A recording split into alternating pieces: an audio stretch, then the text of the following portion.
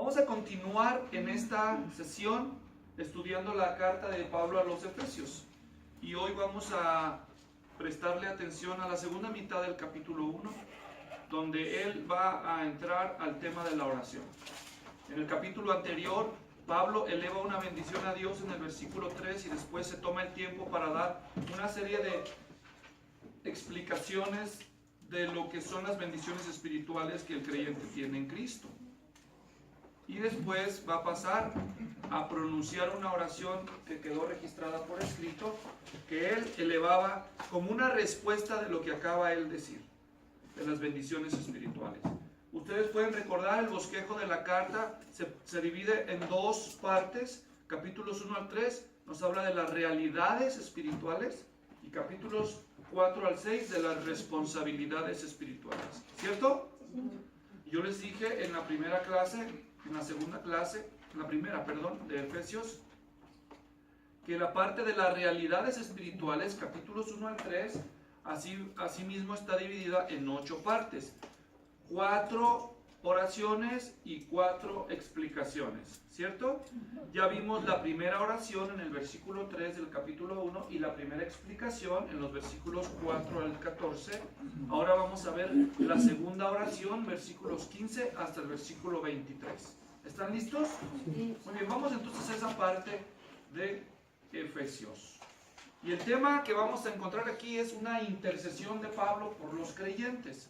Y yo voy a comenzar esta explicación haciendo esta pregunta. La mayoría de las oraciones que se elevan en la iglesia, ¿qué son? Pedir, ¿verdad? Pedir y pedir. Hoy vamos a ver el modelo del apóstol Pablo en sus oraciones. El modelo que vamos a ver aquí es repetido casi en todas las epístolas y nos va a sentar a nosotros un precedente que nos debe de servir de instrucción para saber cómo orar también nosotros. Es muy común que todos nosotros nos acercamos a Dios con una actitud de pedir y pedir y pedir. Pero cuando vamos a las oraciones de la Biblia encontramos que ellos siempre se acercaban primero a dar, no a pedir. ¿Y qué es lo que daban ellos? Pues de ellos daban alabanza, como vimos en el versículo 3, y ellos daban gracias a Dios. Ustedes van a ver este patrón tanto en el Padre Nuestro, la oración del Señor que les dio a sus discípulos, como en las oraciones apostólicas. Ellos siempre comienzan dando y no pidiendo. ¿Cómo se sentiría usted si cada vez que usted llega a su casa, su hijo viene y le dice: ¿qué me trajiste? ¿Qué me trajiste? ¿Qué me trajiste? O sea, al principio te cae en gracia, pero con el paso de las semanas, de los meses y de los años, tú alguna vez vas a detenerte y pensar: me gustaría que alguna vez me preguntaras cómo te fue, ¿verdad? ¿Cómo estás? ¿Verdad? Pero no, pareciera que lo único que te interesa es arrimarte para pedirme, ¿verdad? ¿No te ha pasado eso? Que a veces dices: esa persona solo me busca cuando ocupa un favor. ¿No es cierto que lo decimos? A veces nosotros nos portamos así con Dios, pero Dios quiere que nosotros aprendamos, que nosotros ya hemos sido muy bendecidos, así que antes de que nosotros ignorásemos todo lo que Dios ha hecho por nosotros, debíamos aprender a ser agradecidos de todas las cosas que a Dios le desagradan y que son el motivo, la causa que provocan su ira y su descontento. A la luz de Romanos capítulo 1, dice el apóstol Pablo, salud, que la ira de Dios se revela desde el cielo contra toda injusticia e impiedad de los hombres que detienen con injusticia la verdad. Dice: porque habiendo conocido a Dios, no le glorificaron como a Dios, o sea, no le dieron gloria, y luego dice: y tampoco le dieron gracias. Por eso vemos a Pablo empezando sus epístolas dando gloria a Dios y dando gracias a Dios. Y tal parece que a muchos de nosotros en la iglesia, en Cristo, no nos ha caído ese entendimiento de que ahora que estamos en el Señor, nuestra vida debería de ser siempre distinguida primero por darle gloria y darle gracias, lo cual hace una diferencia a nuestra antigua manera de vivir, que así éramos personas que no le dábamos gloria ni le dábamos gracias. Ahora no solamente deberíamos de venir a Dios a darle a darle a conocer nuestras necesidades, sino deberíamos de darle alabanza y darle gracias. Y eso es lo que vemos aquí en la oración de Pablo. La oración de Pablo en los versículos 15 al 23 está dividida en dos partes. Una parte es de acción de gracias y él le va a dar gracias por tres cosas al Señor, y después él va a interceder y él va a pedir no solo por sí mismo, él va a pedir por los lectores de su carta, por los efesios y por todos los cristianos, y él va a pedir dos cosas directamente, y debajo de esas dos va a pedir tres cosas. Así que vamos a tratar de conocer lo que él va a pedir, ¿ok? Vamos a conocer primero la parte de acción de gracias. Antes de pedir, hay que dar. Antes de pedir, repítelo. Hay que dar. Antes de pedir, hay que dar. ¿Hay que dar qué? Gracias a Dios. ¿Ok? Vamos a ver las acciones de gracias del apóstol. Dice: por esta causa también yo, habiendo oído de vuestra fe en el Señor Jesús, de vuestro amor para con todos los santos, no ceso de dar gracias por vosotros, haciendo... Déjeme hacer un poquito más chiquita aquí la letra. Dice, haciendo memoria de vosotros en mis oraciones. Aquí el apóstol Pablo nos dice que él estaba agradecido con Dios por tres razones. ¿Ok? El apóstol Pablo está agradecido por tres razones. ¿Cuáles son esas razones? Razón 1, razón 2 y razón 3. Gracias por tres causas. La primera, él dice, por esta causa. Por esta causa. ¿Cuál es esta causa? Lo que acaba de decir en los versículos anteriores. En los versículos anteriores él estuvo citando las bendiciones espirituales, especialmente la última que está en los versículos 13 y 14. A la luz del contexto, esa es la causa anterior que él está mencionando, ¿ok? Y esa causa, ya sea que se refiere a todas las bendiciones espirituales que tenemos en Cristo, y de forma muy especial por esta causa se refiere a que fuimos sellados con el Espíritu Santo de la promesa, habiendo oído el evangelio, la palabra de verdad, el evangelio de nuestra salvación, y habiendo creído en él, fuimos sellados con el Espíritu Santo de la promesa, que es las arras de nuestra herencia hasta la redención de la posesión adquirida. Y yo les dije ayer que en palabras resumidas, eso es la seguridad de la salvación. ¿Sí? Así que en primer lugar, Pablo da gracias a Dios por la seguridad de la salvación de los creyentes. Y la verdad, yo me he dado cuenta que los creyentes, cuando entienden el Evangelio y entienden que la salvación es un regalo absolutamente gratuito de Dios, a veces no necesitan que les digas esto, porque en automático, al entender, ellos empiezan a ser agradecidos por la salvación. Amén. Y por la seguridad. ¿No es cierto? Sí. Entonces Pablo lo ratifica diciendo, él da gracias a Dios en primer lugar por esa causa, porque fuimos sellados para tener la seguridad de la salvación. La segunda razón por la que él da gracias aquí en este versículo, dice que él da gracias por la fe que ellos tenían en el Señor Jesucristo. ¿Cierto? Sí. Por su fe en Cristo. Es la segunda causa por la que él da gracias. Por su fe en Cristo. Por su fe en Cristo. Y la tercera causa por la que él da gracias, ¿cuál es? Por su amor. Por el amor, ¿a quién? A los santos. Por el amor a los santos. ¿Se dan cuenta? Ahora observen bien, y quiero aquí hacer un par de observaciones nada más, un par de explicaciones. En primer lugar, cuando la gente ora en la iglesia, la inmensa mayoría de esas oraciones, dijimos que son pedir, ¿verdad? Pedir y pedir. Pero hay algunos que les cae el 20 y entonces también aprenden que no solo se trata de pedir, sino de ¿qué más? De dar. Entonces empiezan a dar gracias. ¿Pero por qué dan gracias? Dan gracias porque dicen, Señor, te doy gracias porque tengo trabajo, Te doy gracias porque tengo salud, te doy gracias porque tengo dinero, te doy gracias porque tengo una casa, te doy gracias porque tengo... Y casi siempre dan muchas gracias.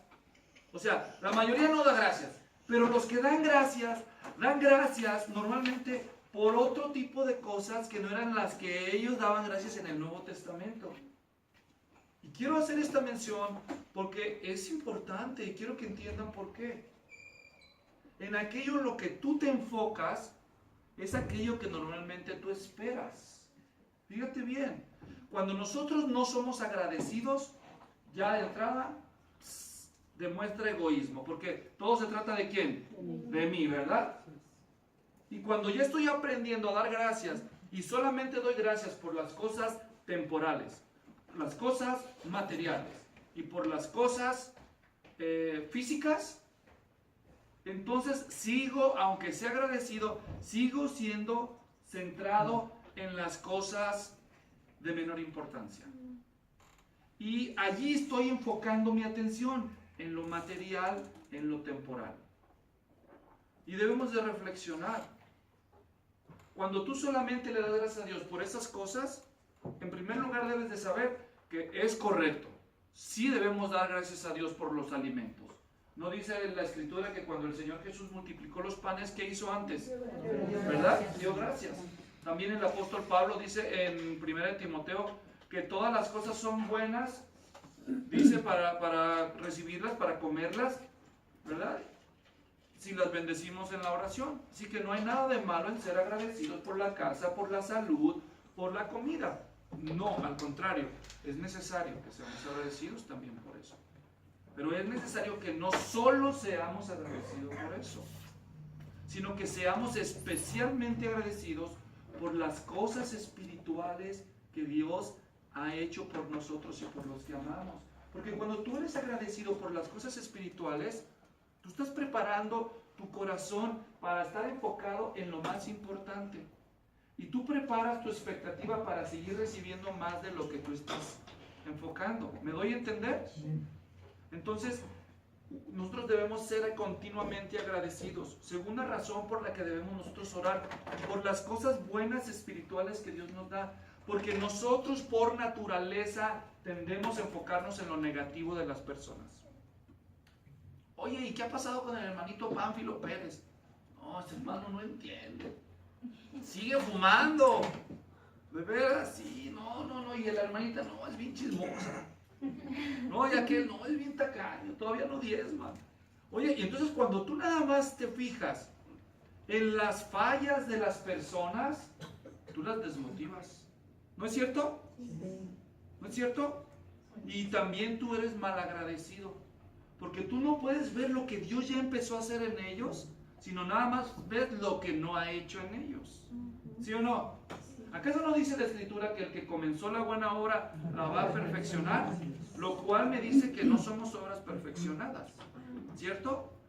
Pablo va a abordar de los defectos de sus lectores en la segunda mitad de la carta. Pero ¿cómo empieza él? Reconociendo lo que sí Dios está haciendo en sus vidas. Reconociendo lo que ellos están haciendo por amor a Cristo. ¿No es cierto? Él no solamente llegaba y decía, ay, llegó tarde. Ay, no hace la tarea completa. Ay, mira, no se peinó. ¿No? Él llegaba y decía, puedo ver la fe en él. Puedo ver el amor entre ellos. Habiendo sido antes egoístas, ahora yo veo el amor que Dios ha puesto en él por ella. Antes cómo eran y ahora puedo ver lo que Dios ya está haciendo en la vida de esa persona. Ahora yo te pregunto, no me contestes, contéstate a ti mismo. ¿Tú puedes ver lo que Dios está haciendo en la vida de la gente? Otra vez me dejó plantado el discípulo, dices tú. Otra vez me dejó plantado. Bueno, ¿por qué dices? Bueno, la otra vez sí vino, ¿verdad? O sea, antes ni venía, ahora ya viene de vez en cuando. El apóstol es un ejemplo para nosotros de ver que en la vida cristiana necesitamos tener balance. Y no solamente estar recordando y corrigiendo y exhortando en los defectos de nuestros hermanos, sino que debemos educar nuestra alma y nuestros ojos espirituales para ver lo que Dios está haciendo en la vida de la gente. Yo les dije, mi papá todavía no decide creer en Cristo. Él dice que, de hecho, que Dios ni siquiera existe. Pero yo le doy gracias a Dios porque mi papá ya no es tan agresivo con respecto a los asuntos de la fe como era hace 20 años. Yo puedo ver, Dios ha hecho una obra en su vida, pero si yo me enfocara en que él todavía no decide creer, pues entonces yo qué diría, no tiene remedio ese señor, ¿verdad? Pero no, yo sí puedo ver a Dios obrar en la vida de mi papá. Cuando yo fui joven, en toda mi vida, yo nunca, en todos mis años de infancia, juventud y mi edad adulta temprana, jamás escuché a mi papá pronunciar una palabra. Esa palabra no existía en su diccionario y era amor. Él nunca le dijo a mi mamá, yo te amo. Él nunca le dio un beso a mi mamá todos los años que vivieron juntos hasta que se divorciaron. O sea, yo nunca vi eso. Pero hoy en día, aunque él todavía no es creyente, mi papá a cada rato le dice a mis hijos, yo te amo, mija. Y a mí mismo me ha dicho, yo te quiero, hijo. Eso es algo que es inaudito, porque eso no existía en la vida de mi padre. ¿Cómo no ver lo que Dios está haciendo en la vida de la gente que nos rodea? Que aún no son creyentes, mucho más en la vida de los creyentes. ¿Me están siguiendo? Sí. Así que usted tiene que educar a su alma y sus ojos espirituales a ver la obra de Dios en la vida de la gente que le rodea. Si no, usted va a ser una persona negativa, una persona desanimada y desanimadora. ¿Ok? Segundo, no pase por alto la última parte del versículo 16. Dice, no ceso de dar gracias por vosotros. No solo él oraba dando gracias a Dios, sino que dice que él no solo él oraba dando gracias a Dios, sino que no cesaba de dar gracias a Dios. O sea que este era un estilo de vida en la vida del apóstol Pablo. Cuando yo era joven en mi vida cristiana y me decían, bueno, pues vamos a orar. Entonces yo me empezaba a poner nervioso, que no me pidan a mí, que no me pidan a mí, porque me decían, hermano Luis, ora, mejor otro. Y entonces yo decía, no, es que yo no sé qué decir. Yo no sé qué decir. Y me decían, bueno, ore. Y yo decía, y no había pasado 2 minutos y se me acababan las palabras. Se me acababan las palabras. Pero un día descubrí este principio, que hay algo que tú puedes hacer en oración. Y eso que puedes hacer en oración es dar gracias a Dios. Así que cuando descubrí este principio, la primera vez en mi vida cristiana que descubrí que en la oración tú puedes empezar dando gracias y alabando a Dios, entonces un día yo me salí de mi cuarto y me fui ahí a un jardín, me senté temprano en la mañana, cerré mis ojos y dije, hoy solo voy a dar gracias a Dios. Y empecé a dar gracias. Empecé a dar gracias a Dios y le empecé a dar gracias a Dios por todo lo bueno que Él me había dado en cuenta regresiva.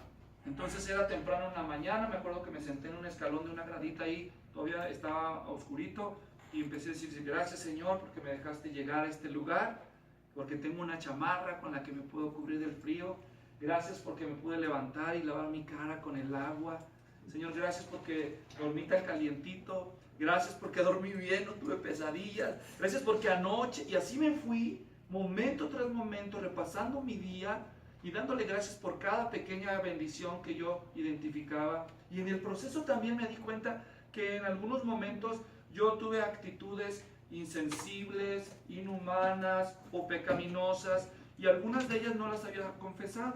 Y al acordarme de ellas decía, Señor, y aprovecho para pedir perdón, para confesar que tuve una actitud no digna de ti, y te pido tú me perdones. Y luego seguía dándole gracias así, hasta que terminé al día antes de decir, y gracias porque el día de hoy también pude llegar aquí a esta misma hora. Así le di gracias por todo mi día. No le pedí ni siquiera una sola cosa excepto que perdonara mis pecados. Y cuando terminé de orar esa vez y abrí mis ojos, por primera vez en mi vida, había orado más de media hora, sin pedir nada. Por primera vez descubrí que sí podía orar mucho tiempo a Dios y que tenía muchísimas razones por las cuales estar en oración y estar agradecido sin preocuparme por el tiempo. Han pasado muchos años desde que yo descubrí estos principios y ahora pues ya he sido capaz de pasar horas y horas en oración sin preocuparme por el tiempo. Y ya no me aterra decir qué le voy a decir, y se me acaban las palabras. más bien siempre lo que me falta a mí es tiempo suficiente para darle gracias. Imagínense, si solo por un día de vida me gasté más de media hora, si yo en realidad le diera gracias por todo lo bueno que Él es conmigo, se me gasta la vida y no acabé. ¿Me doy a entender? Así que si tu vida de oración es árida, es reseca, es breve, entonces necesitas aprender a ser agradecido. Tú puedes aprender de mis errores y puedes seguir el ejemplo de Pablo, donde él daba siempre gracias a Dios por lo que Dios estaba haciendo en la vida de los hermanos antes de estar quéjese y quéjese, como a veces nosotros hacemos, que nomás nos acordamos del Señor cuando estamos en problemas y para darle la queja, ¿no? Señor, mira cómo me trata mi marido, mira cómo me habla mi hijo, yo no aguanto más, por favor, llévatelo, te lo mando. Ahí, o sea, la verdad, así soy yo, así era yo, ¿verdad? No se lo va a llevar. No, ¿verdad? Déjame su pensión, ¿verdad? Pero bueno, aquí tenemos un gran principio, ¿ok? No más por falta de tiempo, pero si no yo los llevaría de la mano, epístola por epístola, todas las demás, Filipenses, Colosenses, Primera y Segunda de Tesalonicenses, mismos Romanos, donde ustedes van y revisan y siempre dice, siempre empieza dando gracias a Dios por los hermanos y no por las cosas superficiales de la vida o temporales o terrenales, sino siempre Él educó sus ojos espirituales para reconocer las buenas obras espirituales que Dios había hecho en ellos y que ellos estaban haciendo por Dios y daba gracias por eso. Entonces que nos sirva eso de lección. Segunda parte de la oración de Pablo aquí en Efesios 1:15 hasta el versículo 23. Ya vimos 15 y 16. Ahora después de dar gracias, Él también pasa a interceder. Dice que Él daba gracias y luego va a decir el 17, para que el Dios de nuestro Señor Jesucristo, el Padre de gloria, os dé espíritu de sabiduría y de revelación en el conocimiento de Él, alumbrando los ojos de vuestro entendimiento, para que sepáis cuál es la esperanza a la que Él os ha llamado, y cuáles las riquezas de la gloria de su herencia en los santos, y cuál la supereminente grandeza de su poder para con nosotros los que creemos, según la operación del poder de su fuerza, la cual operó en Cristo resucitándole de los muertos y sentándole a su diestra en los lugares celestiales sobre todo principado y autoridad y poder y señorío y sobre todo nombre que se nombra, no solo en este siglo, sino también en el venidero. Y sometió todas las cosas bajo sus pies y lo dio por cabeza sobre todas las cosas a la iglesia, la cual es su cuerpo, la plenitud de aquel que todo lo llena en todo. Aquí Pablo levanta una intercesión por los creyentes. Y en esa intercesión Pablo va a pedir una cosa de manera dominante. Es una petición que encontramos de manera recurrente en las epístolas. Es una misma y sola cosa y es ora por conocimiento. Aunque en realidad aquí Pablo está orando por dos cosas. Él dice, si ustedes observan, dice, volviendo a leer el 15, dice, el 17, dice, para que el Dios de nuestro Señor Jesucristo, el Padre de gloria, os dé, dice, espíritu de sabiduría y conocimiento, ¿correcto? Conocimiento. ¿Conocimiento de qué? Dice espíritu de sabiduría y de revelación en el conocimiento de Él. Y luego dice, alumbrando los ojos de vuestro entendimiento. Ahora, esta frase, alumbrando los ojos de vuestro entendimiento, una vez más es un ejemplo, como ya lo he dicho en otras ocasiones, de una palabra que pudo haber sido traducida con más precisión y de lo cual nosotros podemos darnos cuenta al comparar versiones. Les voy a enseñar cómo dice la Biblia textual para que vean lo que hace más justicia a la palabra en el idioma original. La Biblia textual en el versículo 18 dice así. ¿Qué volumen? Ajá, es que yo tengo la textual, volumen 3. Esta es la tercera edición. La cuarta edición no ha salido de forma digital, pero ya está impresa. Dice el versículo 18, iluminados, ¿se fijan? No dice, en Reina Valera dice, alumbrando los ojos. La Biblia de las Américas dice, mi oración es que los ojos del corazón sean iluminados. La Nueva Versión Internacional dice, pido también que sean iluminados. Reina Valera actualizada dice, la forma más exacta conforme al original es esta que dice Reina Valera actualizada. Una vez más, es un participio perfecto en griego, que se traduce al español como un gerundio perfecto compuesto. Esto nada más lo digo para los que saben de gramática. Si usted no sabe de gramática, simplemente lo que estoy diciendo es que está diciendo, habiendo sido iluminados los ojos de vuestro entendimiento.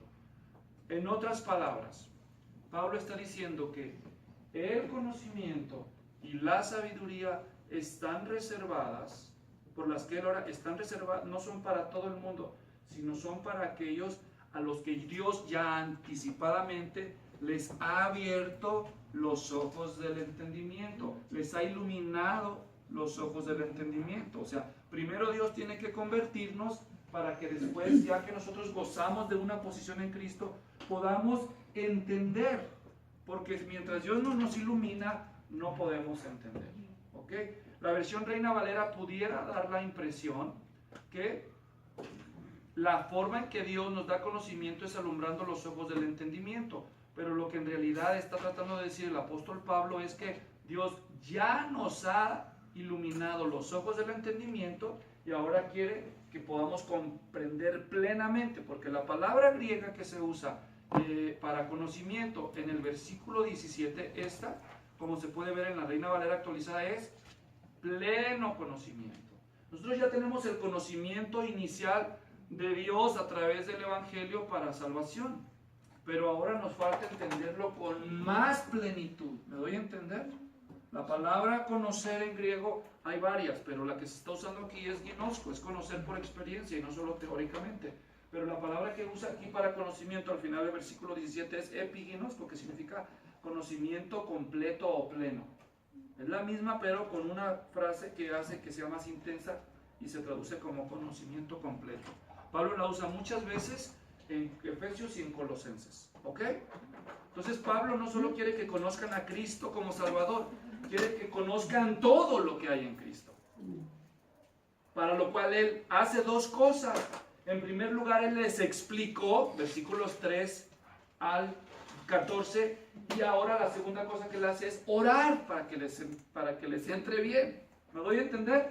Entonces, para que una persona reciba el conocimiento de Dios, se necesitan esas dos cosas. Se necesita que un hombre de Dios que las entiende se las explique, o un cristiano maduro se las explique, pero también necesitamos que oremos para que Dios les ayude realmente a comprenderlo. Porque ¿no te ha pasado a ti que le explicas a alguien y le dices, ¿entendiste? Sí, pero en realidad no entendió? Porque al rato le preguntas y pues no entendió. A todos nos cuesta entender a la primera. Y por eso necesitamos la ayuda de Dios y intercedemos para que la gente entienda. Por eso ustedes cuando van a darle clase a alguien que están discipulando, no solo tienen que esforzarse por preparar su clase y darla lo mejor que puedan, sino que también tienen que orar para que la persona entienda.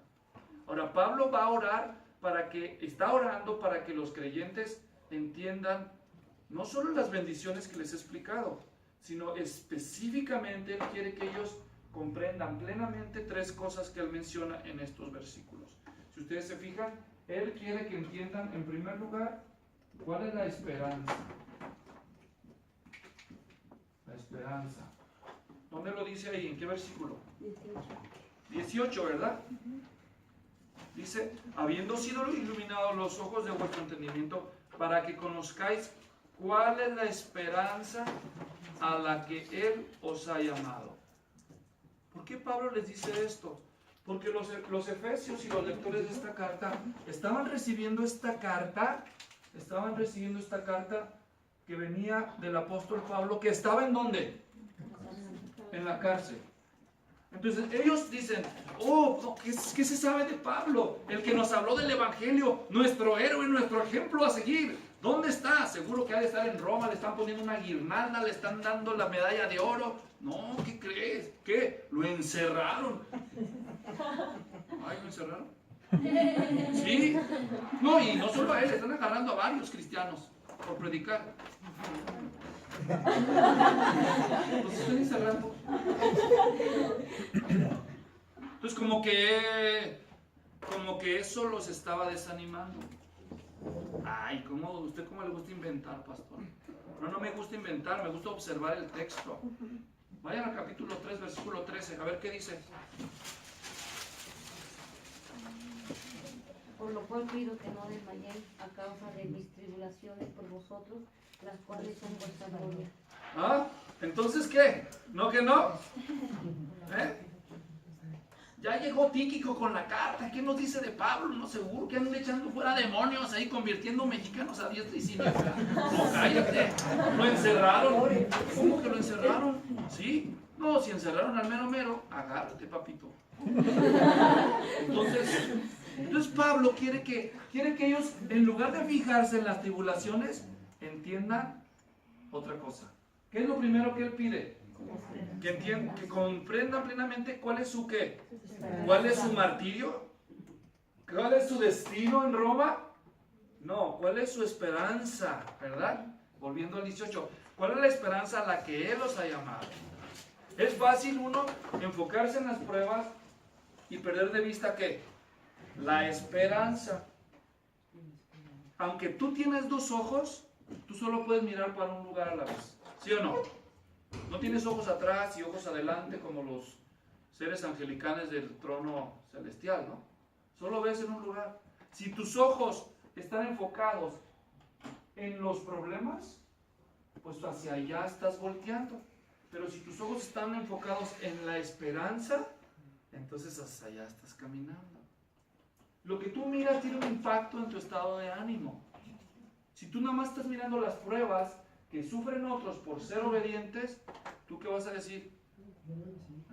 Por eso Pablo quería que ellos comprendieran plenamente no las pruebas de Pablo, la esperanza que Dios les había llamado a tener.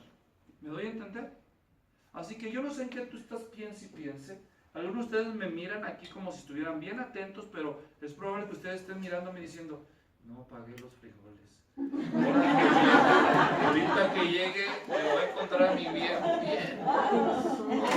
Y ahorita que salga de la escuela mi hijo, tengo ese problemón, ya va a ser fin de mes. O sea, tú estás, piense. Tú me miras y sonríes, pero es probable que en tus ojos espirituales, porque ¿de qué ojos está hablando él en el versículo 18? ¿Los físicos? Los del entendimiento, ¿verdad? Y ellos estaban probablemente enfocados en los problemas de Pablo y los problemas de ellos, y él les está escribiendo esta y la otra oración que vamos, y ya me adelanté un poquito para decir que no deberían de desmayar, y él ora por ellos para que no desmayen, para que tengan su atención, ¿en dónde? En primer lugar, ¿en dónde? En la esperanza, en la esperanza. Segunda cosa que él quiere que entiendan claramente, versículo 18, segunda parte, ¿cuál es? Entonces fíjense bien, ¿las riquezas nada más? No. Él quiere que presten atención en la gloria, pero no nada más de forma superficial, sino en las riquezas de esa gloria. ¿Me doy a entender? Usted, en lugar de fijarse lo que le falta, a ver, ¿cuántos son ricos aquí? Levanten la mano. ¿Alguien, algún rico? ¿Algún rico aquí? Que levante la mano. No, pero rico en serio, ¿no? Yo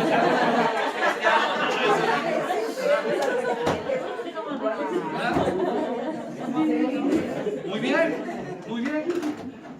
Porque si son ricos, yo ocupo para un vuelo, hermanos. A ver, ¿dónde están los ricos? A ver. Ay, pues ya no somos ricos, ¿verdad? ¿No? O ¿cuántos de ustedes son suficientemente ricos? Yo nunca he conocido a alguien, ni siquiera un millonario, que diga, ya con esto tengo, ya no quiero más. No, nadie. Todos dicen, bueno, no me quería dar otro milloncito, ¿verdad? ¿No? Pero Pablo quiere que en lugar de estarse enfocando en las riquezas de la tierra, que se enfoquen en las riquezas de la gloria de Dios y que va a compartir con nosotros, ¿verdad?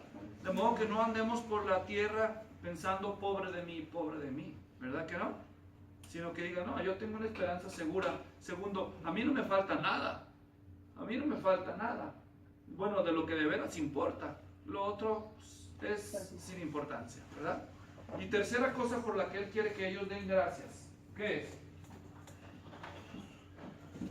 Por el poder de Dios. Por el poder. ¿Observan? Dice el versículo 19. ¿Y cuál es la...?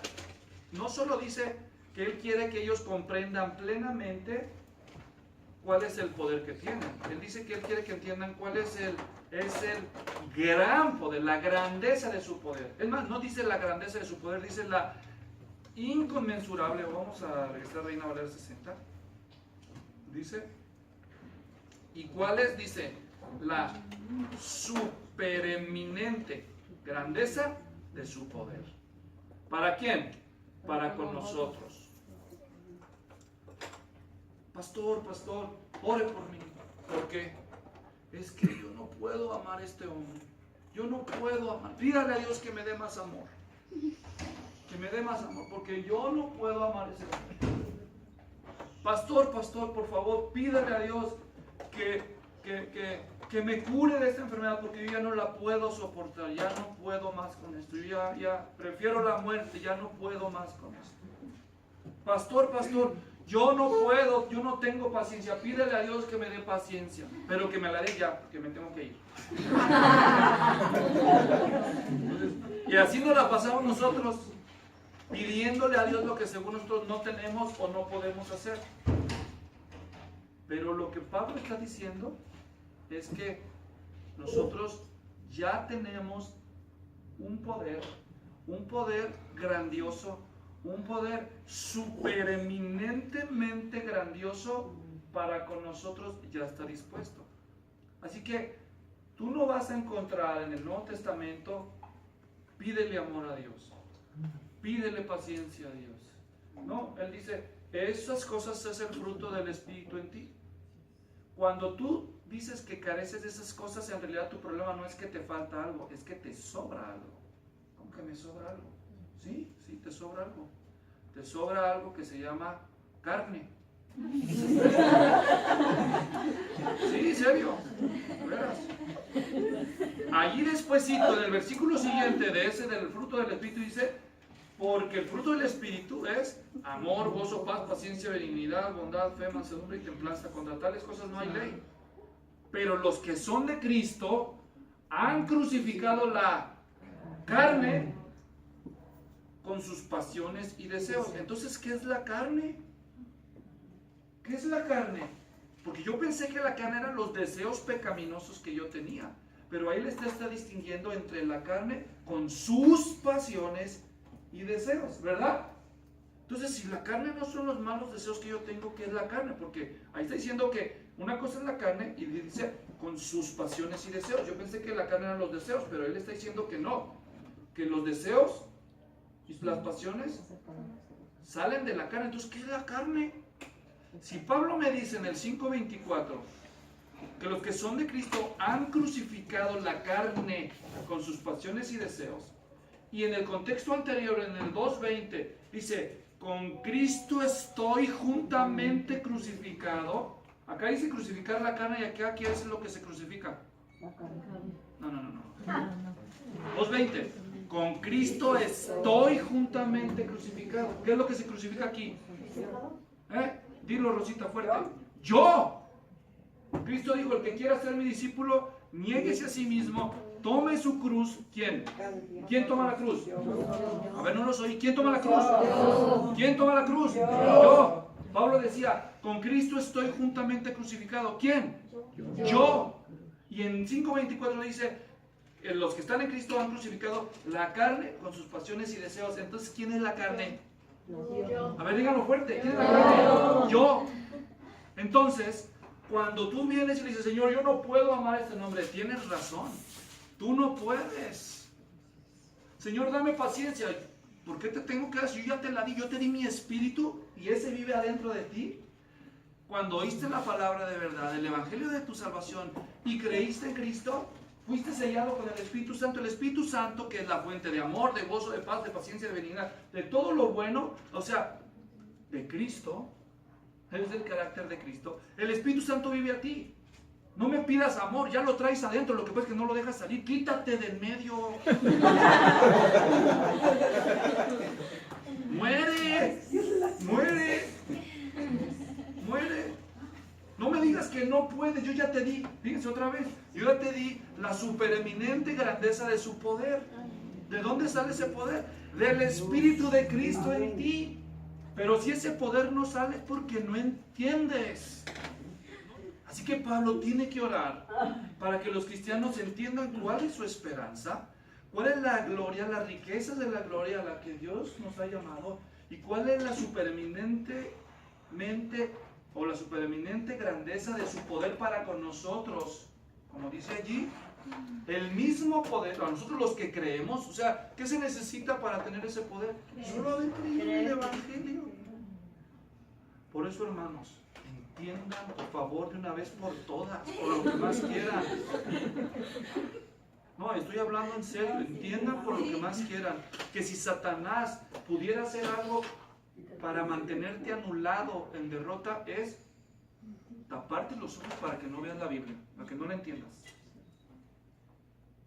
No es cierto que te falta la unción y que te falta el poder, te sobra, pero tu grandísimo yo no la deja salir. ¿Por qué creen que Cristo nos dice y dice, mueran, crucificada la carne, los que están en Cristo están crucificados? Por eso no fluye el fruto del Espíritu. Dice el fruto del Espíritu, no dice los frutos. ¿Por qué? Porque tú nada más necesitas una cosa, tú no necesitas amor, tú no necesitas paz, tú no necesitas paciencia, tú necesitas al Espíritu, ya lo tienes. Según la ocasión que aparezca, Él va a sacar lo que se ocupa, pero hay un grandísimo estorbo que no permite que ese fruto salga. Y ese grandísimo estorbo se llama luz para mí. Para mí se llama yo. Y para ti también se llama él. No, Luis, sí. No, se llama yo. ¿Entiende? Qué bueno que Dios nos dio la carta a los Efesios para que entendamos, ¿no es cierto? Por eso oramos para entender. Y hasta sale más barato, hermanos.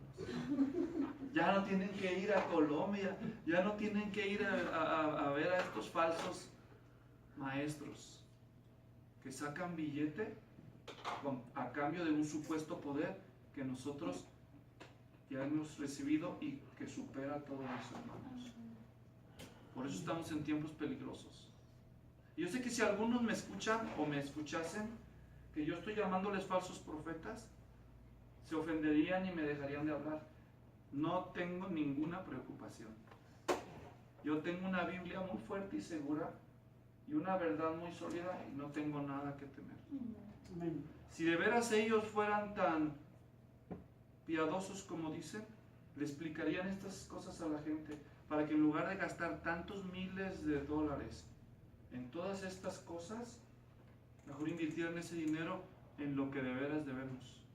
Como dice Lucas 16, por ejemplo, ganad amigos por medio de las riquezas injustas para que los tengan quienes os reciban en las moradas eternas. O sea, invertir el dinero en la propagación del Evangelio, en la exposición de la verdadera palabra de Dios. Yo compré el boleto de avión para venir hasta acá, no para recibir el poder, sino para compartir la verdad. Y no les he cobrado ni un centavo, sino con mucho gusto nuestros hermanos en Cristo en Estados Unidos sacrificaron de lo suyo para que nosotros hoy podamos estudiar la Biblia juntos. Ese fue el privilegio que yo viví y ustedes reciben y que tienen que aprender del apóstol Pablo y de ellos, porque así eran ellos. Ellos no cobraban, ellos se daban a sí mismos por bendecir a otros con la verdad. Así que cuando tú conozcas ministerios con un énfasis desmedido en el dinero, y la pedidera de dinero es más importante que la exposición de la palabra de Dios, tú ya sabes que ese lugar es un lugar que no es sano, es un lugar peligroso. Y puede ser que sí sean creyentes, pero que no entienden. Y quizás Dios quiera usarte a ti para llevarles el conocimiento de la verdad y que puedan poner su vida en orden. ¿Me doy a entender? De gracias. Bueno, así que aquí nos dice el apóstol Pablo para terminar, nada más para que podamos captar tantito cuál es la dimensión de ese gran poder. Fue el mismo poder que levantó a Cristo de entre los muertos, el mismo poder que lo sentó por encima de todas las jerarquías espirituales, como dice ahí en el versículo 20 al 23, el poder que lo resucitó, el poder que lo sentó a la diestra de Dios, sobre todo principado, autoridad, poder y señorío, sobre todo nombre que se nombra, no solo en este siglo, sino también en el venidero, y luego el mismo poder que puso a Cristo como cabeza de la iglesia, versículo 22, y todas las cosas, dice, y sometió todas las cosas bajo sus pies, y lo dio por cabeza sobre todas las cosas a la iglesia, la cual es su cuerpo. Y luego viene una palabra clave, que dice, la plenitud de aquel que todo lo llena en todo. Cristo es el dueño de la plenitud de Dios, y Él derrama esa plenitud, ¿saben en dónde? En la iglesia. Su poder, su esperanza, su gloria y todas las bendiciones espirituales que es la plenitud que está en Cristo y se la derrama a la iglesia. A la iglesia no le faltan cosas, le sobra poder, le sobra esperanza, le sobra riqueza espiritual en la gloria de Dios. Y Pablo quiere que lo sepan ellos y Dios quiere que lo sepamos nosotros. Amén. Bueno, aquí entonces vamos a terminar esta parte de la oración de Pablo.